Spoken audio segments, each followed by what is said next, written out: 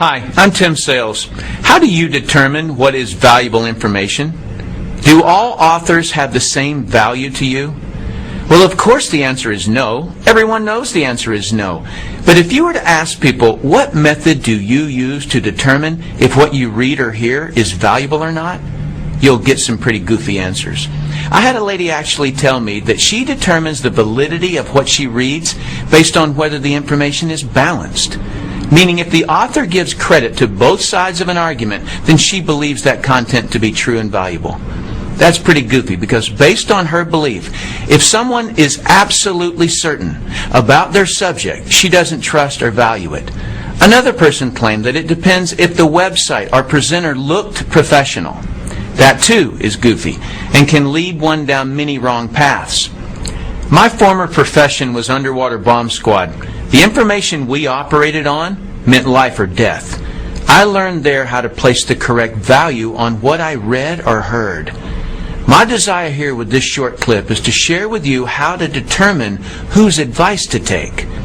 The very first thing you need to determine from any author you're reading or listening to is whether you're hearing their belief on the subject or is what you're hearing provable fact.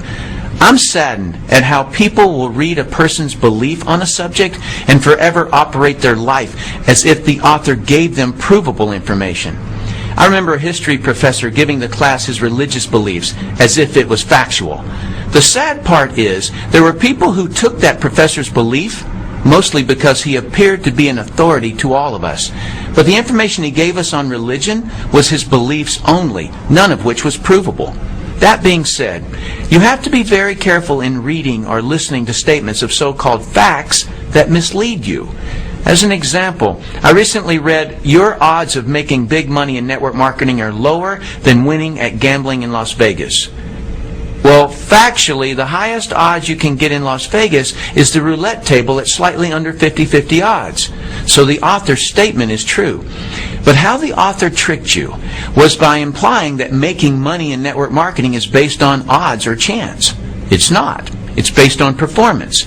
So the whole statistic is actually irrelevant. Had the author actually succeeded in network marketing, he would have known this.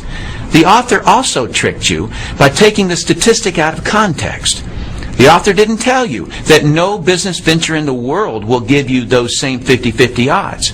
There is no money-making concept in the world where 50% of the people who try it make big money. So, while his statement sounded factual, it was misleading. But probably the most helpful concept I can teach you is that there are three types of authors of content. Just so you know, my use of the word author includes both written and spoken communication. Here are the three types of authors. Those who have never done it, those who have done it and failed, those who have done it and succeeded. Author type number one are authors who have never done what they're writing or talking about. Newspapers, magazines, television writers, and reporters rarely have done what they're writing or talking about. Their information comes from hearsay and as an outsider looking in. Many attorneys, professors, parents, and in-laws give advice on subjects they've never done. The majority of the books at the bookstore are from authors who have never done what they're writing and talking about. They can write or speak about it, but cannot succeed at doing it. Their advice is rarely sound because it's based on invention, another person's information, or hearsay.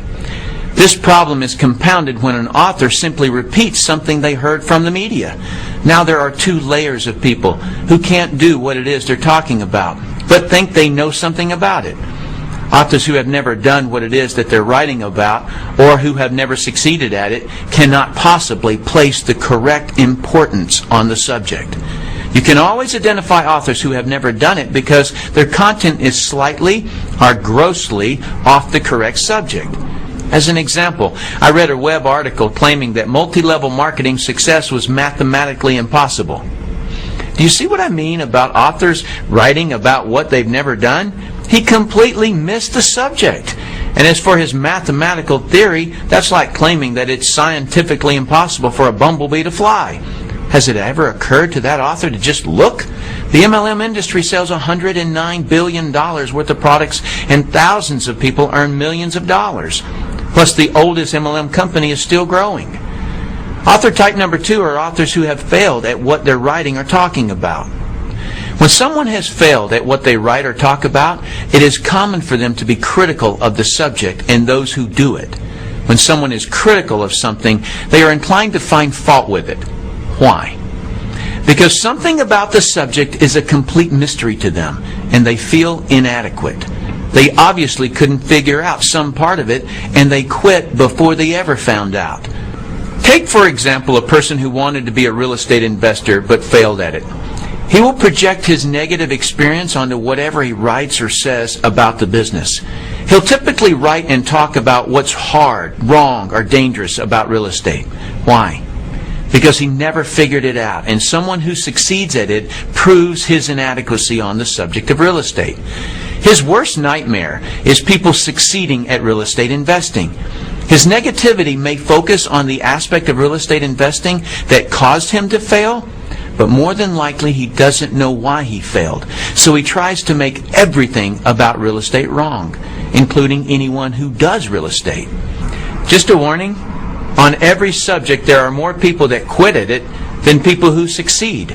So you may find much more negative information about your subject than positive information. Do not take advice from authors who have quit at what they write or talk about. They are resentful and do not want you to succeed where they failed. Others' success only proves their inadequacy. They may claim that they only want to protect you, but in reality, they only want to protect themselves from a sense of failure by preventing you from trying and succeeding.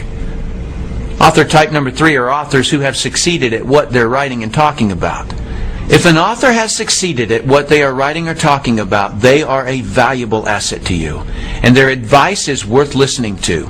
They know what is important and what is not important about the subject. If you hear information from author type 1 or 2 that concerns you, ask author type 3 to explain it to you. They will be able to explain things and categorize the information so that it's logical. Please note that there is a vast difference between someone who has been successful at their subject and someone who has been merely educated about it. Just because a person has studied a subject or has been doing the subject for 20 years doesn't mean they can successfully do it. A beautician can study all about hair. That doesn't mean she can cut hair to her client's satisfaction. A psychiatrist may have been able to listen to her teachers and may have been able to read the required textbooks and may have even been able to pass the state board examination on the subject. But can she fix another person's problems? If she can't, don't take her advice. A student who has been educated on a subject has only proven that she can be a successful student. She has not proven that she can successfully perform in the subject. The person you should accept advice from on a subject you're researching is the person who has gotten the results you desire. If you want to succeed, take the advice of those who have been successful. In conclusion, the easiest advice in the world to give or receive in business or money-making ventures is don't do it. But keep this idea in your mind about money. The most amount of money you'll ever lose is the amount you'll never make. Let's say you're looking at a business where you can make $1 million a year that requires an investment of a few $1,000s. There are people making that amount in the business you're researching, but someone gives you the simple advice of don't do it. So you don't. You may think you saved a few $1,000s, but what you really lost was $1 million a year. The cost of that poor advice you took was way more expensive than the few $1,000s you saved.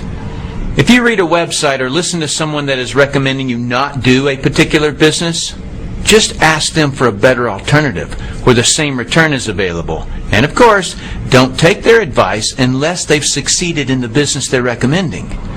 I personally do not have a stake in what you choose to do in network marketing. But being someone who has been financially successful, it's heartbreaking to me how many people are stopped or derailed by some author who doesn't know what they're talking about and shouldn't be giving advice on something they haven't been able to succeed at. Thanks for watching this clip. I hope this information helps you to determine whose advice to take. I'm Tim Sales.